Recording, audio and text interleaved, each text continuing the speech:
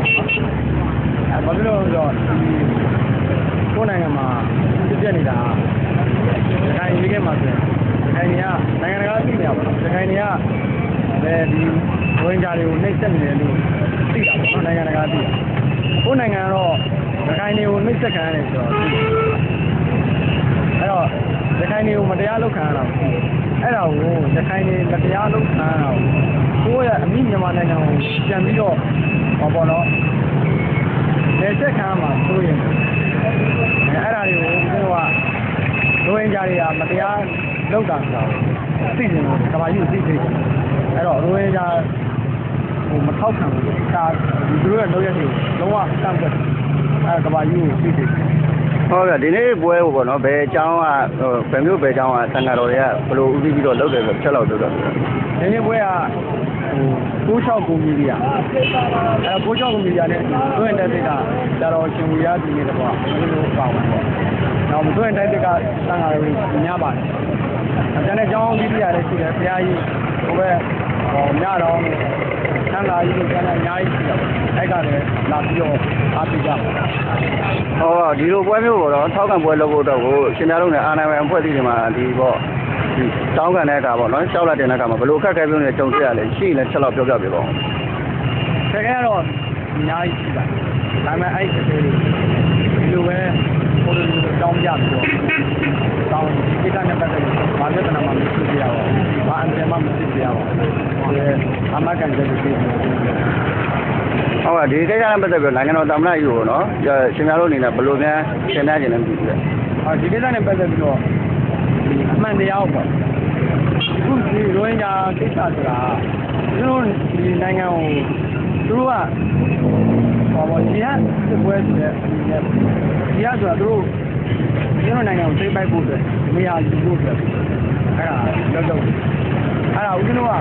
ဘာဖြစ်လို့ဒီလိုပြောရလဲဆိုဦးဇင်းတို့ကစစ်ပြီးမောင်းတော့ဟိုဘက်စစ်တဲ့ဘူတောင်တို့ကရောက်တယ်အဲ့မှာဒီကွင်းတွေကိုရှိပြီးတော့ဒါဘာသာရေးစစ်ပွဲလည်းမဟုတ်ဘူးညာပြောနေတဲ့ဒီရစစ်လက်ချက်ရပါတော့အဲ့လိုမျိုးအဲ့ဒီကိစ္စပဲပြောဦးဇင်းတို့နေတတိယနိုင်ငံတော်ကိစ္စတွေလည်းကိုဘယ်များထင်တယ်ဒီလိုတတိယနိုင်ငံကိစ္စဆိုတာတော့ဒါကြီးဟောပေါ့ဒီလိုနိုင်ငံတွေပြောလက်မခံတော့လက်မခံတော့လက်ခံမဲ့နိုင်ငံရှိမှ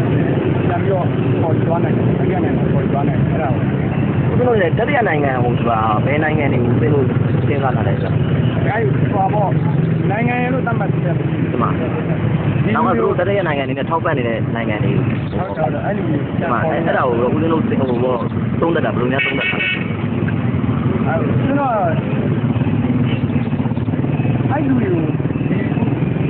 ကလာဘောဘရိုင်းချာတွေပြောရအဲ့လူပြန်ဖော်မယ်ဆိုရင်လည်းကျွန်တော်ပို့ပြီးဒီကတော့ဆက်တယ်နိုင်ငံတော်သားကြီးလည်းအဲ့ဒီနိုင်ငံတော်သားကြီးကသူကဟို UNHCR ရုံးကနေပြီးတော့ဒုက္ခသည်စခန်းဖွင့်ပေးလို့ရှိရင်အဲ့လိုပြန်ပို့မယ်လို့ပြောတယ်ဦးဇင်းတို့လည်းအဲ့ဒါဘယ်လိုမြင်လဲမသိဘူးကျွန်တော်ကတော့ဒါအဲ့လိုနည်းလမ်းကောင်းပါတယ်ဒါဘာဖြစ်လို့လဲဆိုတော့ရခိုင်နဲ့ကလာဝင်ကြစစ်တာသူတို့နှစ်ဦးကသင်ပွဲလို့ထားလို့ဖြစ်တော့ဒီမှာဘာဖြစ်လို့လဲဆိုတော့အဲ့ဒီရှင်းပြထားလိုက်မယ်ဆိုရင်ရခိုင်ဟာလုံးဝအနေနဲ့ဦးဇင်းတို့ကိုယ်တိုင်ကိုရောက်ခဲ့ပါတယ်အဲ့ဒီဟာဟုတ်တယ်ပတ်ဝန်းကျင်မှာကြည့်လိုက်တယ်ရခိုင်ရွာတရားရှိတယ်ပတ်ပတ်လေကလားရွာတယ်အဲ့တော့သူတို့ကိုသူထားလိုက်မယ်ဆိုရင်သင်ကြည့်လားအဲ့မောရဝတီတေတော်လုံးမြူတာနဲ့တေကုံမောင်းအများကြီးပါတော့ပဲရွာတယ်ဖေးအများကြီးလို့ပါဦးဇင်းတို့ကိုယ်တိုင်ရောက်ခဲ့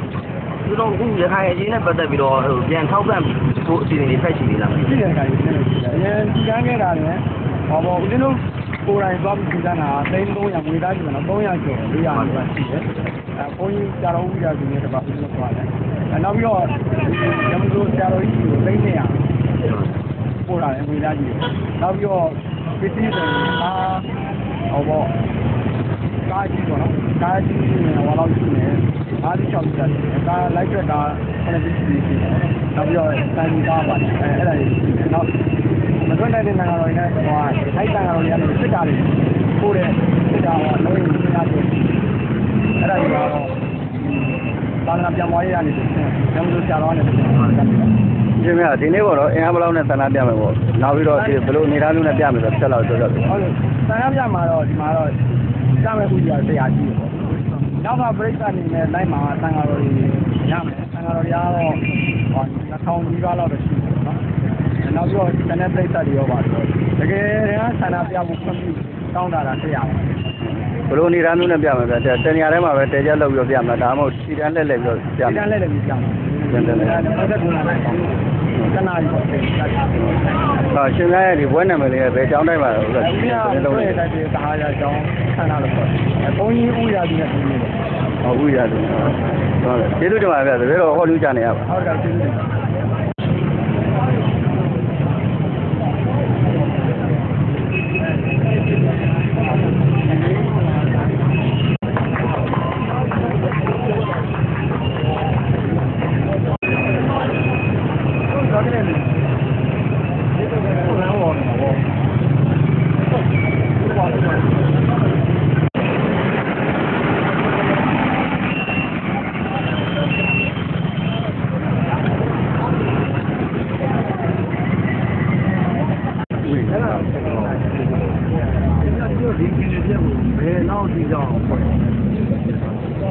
ဦးဇင်းတို့ကတော့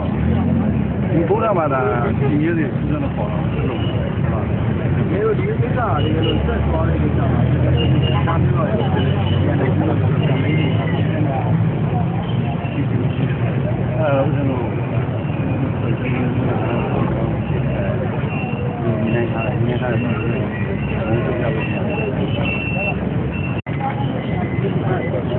ရားဘု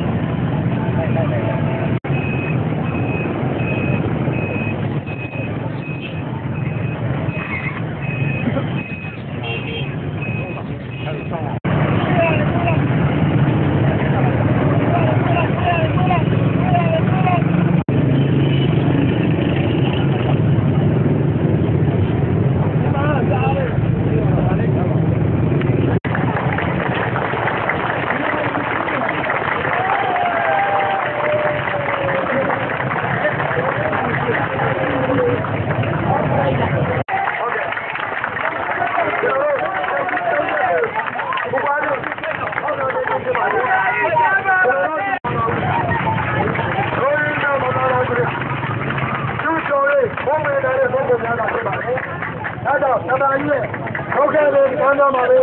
အားရှိရတဲ့မင်းကုန်းကိုလည်းအတူတူနဲ့အကန်ကြီးဖြစ်ပါလေ